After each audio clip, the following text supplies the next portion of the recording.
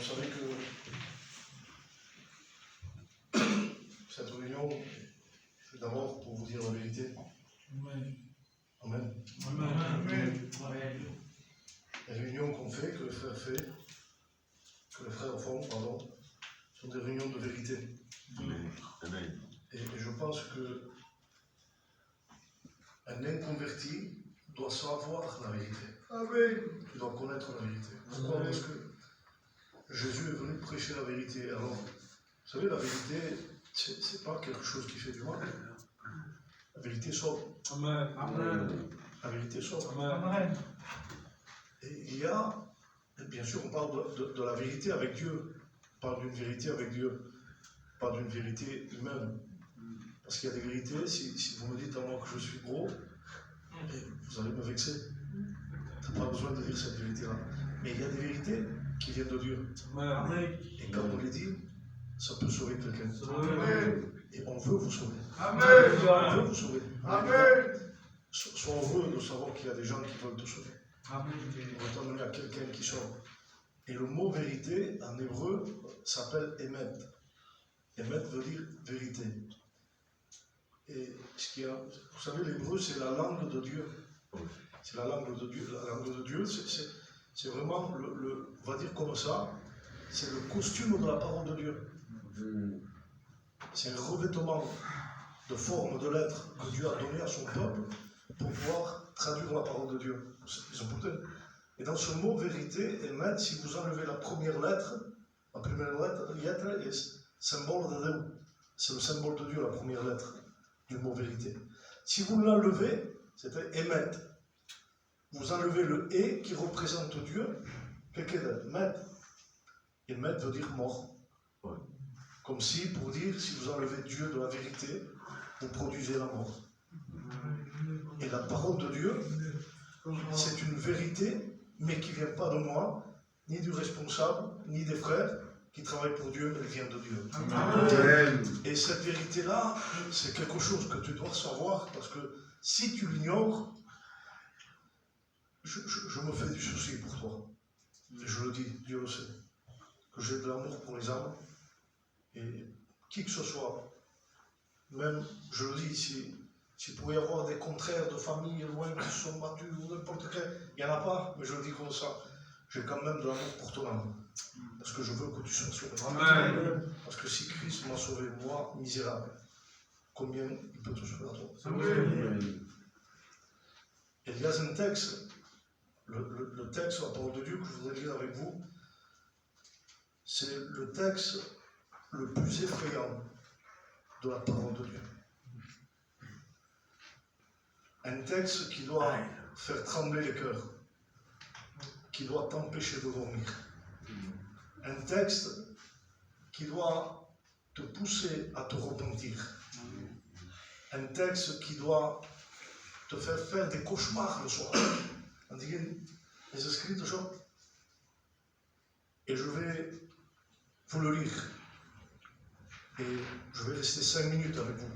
Amen. Parce que 5 minutes, il y en a assez pour que vous compreniez la parole de Dieu. Le texte le plus effrayant de la parole de Dieu, ce n'est pas ni Moïse, ni les apôtres, ni les disciples, ni un prophète qui ont dit ces paroles-là.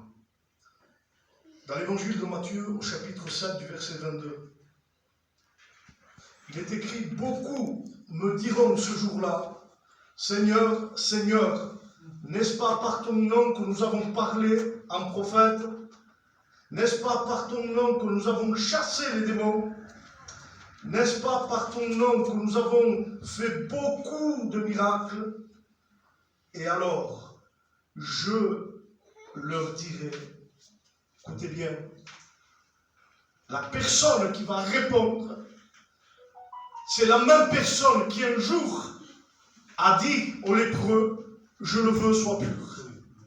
C'est la même personne qui un jour a dit à la fille de Jairus, Talita Koumi, lève-toi. C'est la même personne qui s'est dressée devant le tombeau de Lazare et qui a dit, Lazare, sors.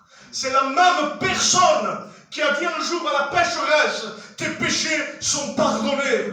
C'est la même personne qui a dit un jour à Marthe, si tu crois, tu verras la gloire de Dieu. Cette même personne, Jésus, a dit, ce jour-là, je dirai ouvertement, je ne vous ai jamais connu. Retirez-vous de moi, ouvrier d'iniquité. Imaginez les paroles de Jésus. Cet homme, si bon, cette divinité dans un corps de chair, qui est venu pour donner sa vie, il savait à ce moment-là qu'il devait monter sur la croix, qu'il devait prendre les coups, qu'il devait être humilié, craché, fouetté, cloué. Il savait tout ça avant de dire ces paroles. Et pourtant, il l'a dit. Je ne vous ai jamais connu. Mais Seigneur, tu es amour. Je suis venu à la réunion. J'ai écouté le pasteur prêcher. Je suis venu chanter. J'ai témoigné, j'ai prêché, j'ai fait des miracles. J'ai prophétisé, j'ai parlé en langue, j'ai chanté, j'ai joué au piano. Je suis passé par les eaux du baptême. Je suis allé dans telle mission, je suis parti dans des voyages missionnaires, je suis allé dans les séminaires, je suis allé avec les anciens, j'ai été baptisé du Saint-Esprit, mais Jésus dira, je ne vous ai jamais connu. Jamais, pas même un jour. 30 ans de baptême, 40 ans de baptême, tu ne m'as jamais connu, et Jésus dira, je ne t'ai jamais connu. Une chaise dans l'église ne peut pas me faire connaître de Dieu. Une estrade ne peut pas me faire connaître de Dieu. Un chant, une prédication, jouer le piano, le culte, la Sainte Seine, le baptême, rien ne peut me faire connaître de Dieu. Veux-tu savoir qu'est-ce qui peut te faire connaître de Dieu? Amen. Jésus a dit dans l'évangile de Jean, mes brebis me connaissent et je connais mes brebis. Amen. Mes brebis me connaissent et je connais mes brebis. Qu'est-ce que cela veut dire? C'est-à-dire qu'il y a eu une rencontre. Il y a eu une rencontre entre la brebis et le berger. Amen. Il y a eu un face-à-face. Il y a eu une rencontre. Il y a eu un échange. Il y a eu une visite, une visitation. Il y a eu un regard échangé. Il y a eu des mots échangés. Il y a eu un toucher. Il y a eu une compagnie. Il y a eu un échange de présence. Savez-vous comment s'appelle cela? Cela s'appelle la repentance. Amen. La repentance me fait connaître de Dieu et Dieu me connaît. Ce n'est pas en venant à l'église, ce n'est pas en prêchant, ce n'est pas en faisant des missions, ce n'est pas en mettant des cantiques que Dieu va me connaître. Oui. Comment il va me connaître? Lorsque je vais amener mon cœur, un cœur vrai, un cœur repentant, un cœur humilié devant la croix. Et lorsque je vais dire, Seigneur, tu connais mon cœur, comme le roi David a dit un jour dans le psaume 139, Seigneur, tu sais tout de moi. Oui. Et lorsqu'il connaît ton cœur, vous savez connaître Dieu et que Dieu nous connaisse, c'est là qu'on voit la grâce de Dieu. Amen. Quand Dieu te connaît, tu peux réaliser son amour pour la simple et bonne raison. Écoutez bien, la personne qui m'aime le plus ici, sur cette terre, c'est mes enfants. Ma fille et mon fils m'aiment d'un amour incroyable, quelque chose d'incroyable, parce que je prends soin d'eux, je m'occupe d'eux, je les aime. À sa manière, je fais pour tous, je veille à ce qu'il ne manque de rien, comme vous tous, pareil. Et ils voient en moi quelqu'un, un papa formidable, quelque chose de bon, parce que je suis là, ils sont rassurés lorsque je suis là. Amen. Lorsque je suis malade, ils ne sont pas bien, parce qu'ils m'aiment beaucoup, mais pourtant, ils connaissent qu'une partie de mon cœur. Mais s'ils auraient l'omniscience, c'est-à-dire la toute connaissance, de pouvoir voir et regarder le profond de mon cœur, de mon passé, de ce que je suis réellement, certainement que mes enfants diraient, je ne veux plus de ce papa. En but pessimiste, parce que j'ai vu à l'intérieur ce qu'un homme est capable de faire. Oui. La grâce de Dieu, c'est ça. c'est que Dieu est omniscient, qu'il connaît tout. Et déjà, avant que j'ouvre ma bouche, il a vu le plus profond de mon cœur. Il sait tout le mal qu'un homme peut faire. Il connaît toute la méchanceté, la haine, l'orgueil qu'il puisse y avoir dans le cœur de l'homme. Et pourtant, la Bible dit, car Dieu a tant aimé le monde, qu'il a donné son Fils unique, car Dieu a tant aimé le monde. Cela veut dire que Dieu te connaît, il sait ce que tu es, et malgré tout, il t'aime. Il t'aime, il a donné son Fils pour toi, pour te sauver. Oui, mais des gens pensent qu'ils ont trop péché, trop dit de mauvaises paroles. Les gens qui boivent pensent que l'alcool est plus fort que Dieu. Les gens qui se droguent pensent que la drogue est plus forte que Dieu parce qu'ils limitent Dieu en disant « Moi, je ne peux pas. Je ne peux pas venir à Dieu parce qu'il y a telle et telle chose. » Dieu connaît déjà ce que tu es. Il le sait d'entrée, dès le commencement. Avant que tu aies la vie à l'intérieur de toi, il savait déjà. La Bible dit que le prophète disait, dès le sein de ma mère, tu m'as choisi pour être prophète des nations. C'est-à-dire que Dieu te connaissait déjà. Amen. Et il t'a choisi pour un salut éternel. Un salut qui ne se perd pas, excuse-moi de te dire ça. Je vais être franc parce qu'on se connaît, on a du respect les uns pour les autres, mais il n'y a pas d'assez grands pécheurs dans le monde qui ne puissent être pardonnés par la puissance du sang de Christ.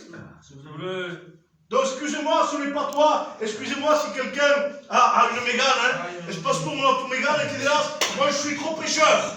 Parce que j'ai une mégane, je bois, je fume, je sors, mais c'est pas vrai chose. C'est rien ça. Moi, je suis trop pécheur parce que je vends, je gagne 500 000 euros tous les jours, j'arnaque les gens, mais c'est rien ça. Ça ne limite pas le sang de Jésus. Moi, je suis pécheur parce que je bois, je fume, je sors, je me bagarre, je dis des choses mauvaises, mais c'est rien. Lorsque tu vas rencontrer Jésus, cela ne comptera pas. Ce sera, excusez-moi, la saleté que tu vas balayer de ton cœur. Tu n'en voudras plus parce que tu voudras réellement ça. Et avec ça, tu en auras assez. Amen. Remplir ton cœur, remplir ton esprit. Et tu comprends vraiment que tu étais si peu de choses. Parce que lorsqu'un homme rencontre Dieu, il devient la personne la plus heureuse qu'il puisse y avoir. Tu n'as pas besoin de richesse, tu n'as pas besoin de bon matériel, ni d'une belle chemise pour appartenir à Dieu. Il te faut un cœur. Un cœur vrai, un cœur repentant, un cœur assez, je vais le dire, excusez-moi du mot, je sais que tous, du plus petit au plus grand, vous êtes comme ça. Il faut être un homme vrai pour accepter Dieu. Amen. Il ne faut pas faire ça. Non, c'est pas ça. Pour accepter Dieu, il faut venir avec un cœur repentant et déjà s'accepter nous ce que nous sommes. En disant je suis pécheur devant le regard de Dieu, qu'on faille passer ce bas. Seigneur, c'est ta grâce. C'est ta grâce. Je m'humilie devant toi. Et lorsque tu vas t'humilier avec un cœur vrai, tu vas sentir la puissance de Jésus. Il n'y a pas plus puissant que le sang de Jésus. Tu ne peux pas limiter le sang de Jésus à ta vie. Tu ne peux pas, parce que le sang de Jésus, ce n'est pas ta vie, c'est le ciel. Le ciel est infini. Le sang de Jésus, c'est quelque chose d'incroyable. Ce n'est pas une réunion. Espèce de chose. Ce n'est pas ça. Le sang de Jésus, ce n'est pas ni une invitation à venir écouter la parole de Dieu. Merci Seigneur pour cela. Mais ce n'est pas ça. Le sang de Jésus, ce n'est pas je suis dans l'église, je suis sorti, je suis bien. Le sang de Jésus, ça te renouvelle à l'intérieur. Tu n'es plus le même. Ça se mesure parce que tu as changé à l'intérieur. Ça s'appelle la nouvelle naissance. Amen. La nouvelle naissance, tu es né de nouveau. Jésus sait ce que tu es. Et malgré ça, il t'aime et il t'appelle. Je voudrais finir avec une note. D'où ça se Amen. Parce que plus je parle, il y avait une femme qu'on appelait la femme péchée. Imaginez-vous, la femme péchée. Une femme qui était rejetée par tous, personne ne la voulait. Elle n'avait plus de nom, c'était la femme péchée. Quand on la voyait, cela veut dire qu'on se rappelait du péché. Bah oui, ils se ricordavano dopo casa. Imaginez, je ne sais pas vous si les gens vous jugent. Je ne sais pas, mais nous, on n'a pas le droit de juger.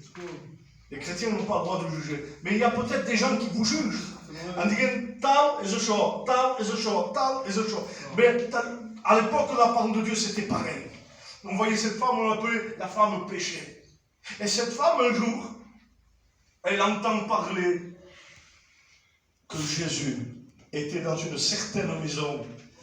Il dit, Jésus est dans telle maison. Donc elle se lève, elle dit, je vais le trouver, je vais demander pardon à Dieu, je vais me réconcilier avec Dieu. Donc elle veut aller dans cette maison. Mais il y a un problème. Dans cette maison se trouvait quelqu'un, pas n'importe qui. Il y avait Jésus, et à côté de Jésus, il y avait quelqu'un. C'était Simon. Mais pas n'importe quel Simon. Ce n'était pas Simon-Pierre. C'était Simon le pharisien. Homme de loi, homme de tradition, homme religieux, homme méchant, homme qui jugeait, homme qui rabaissait, homme qui rejetait.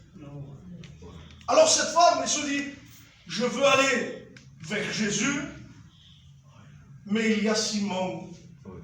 C'était compliqué pour elle. Est-ce que jamais ça ne t'est arrivé, cela, en disant, je veux m'approcher de Dieu, mais les gens me jugent.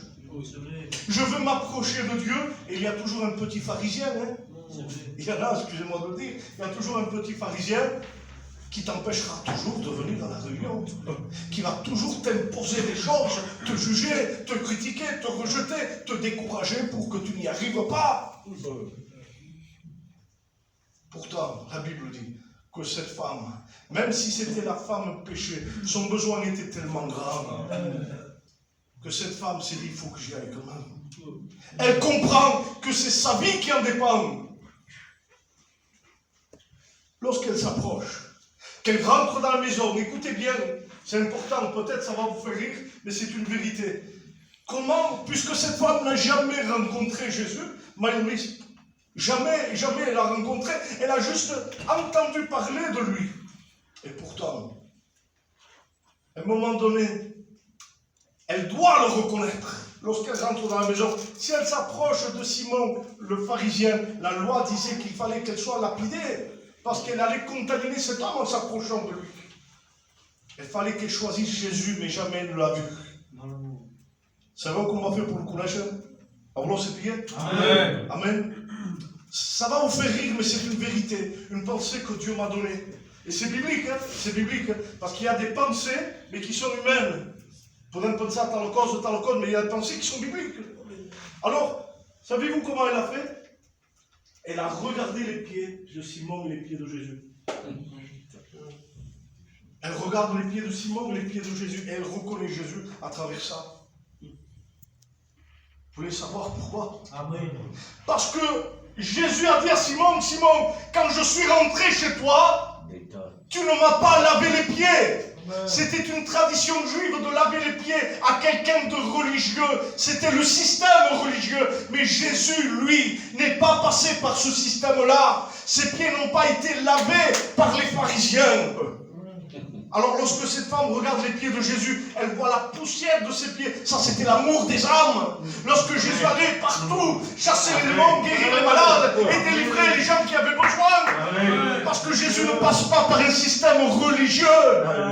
Ah, les pharisiens avaient leurs pieds bien soigneux, bien lavés, mais pas Jésus. Ce que Jésus cherchait, c'était les cœurs. Parce que cette femme, elle le voit, elle s'approche de lui, se met à genoux, elle se prosterne à ses pieds. En train de pleurer. La conversion pas le masque qui parle trop et ne se convertissent jamais. Vous savez, l'évangile qui parle le la croix, c'est bon qu'Inès? Il y a 4 évangiles, plus que Jean. C'est bon qu'Inès, celui qui donne le moins de détails de la croix, c'est l'évangile de Jean. Pourtant, c'est le seul qui était avec Jésus lorsqu'il était sur la croix. Moins de mots, mais plus de contact. Moins de mots, plus de contact. Tu n'as pas besoin de multiplier des paroles pour connaître Jésus. Qu'il y ait un cœur. Un cœur vrai. Approche-toi de lui. Et je finirai avec quelque chose. Je crois que je l'ai déjà dit ici. Mais je voudrais vous le rappeler parce que c'est bon, c'est beau et c'est puissant.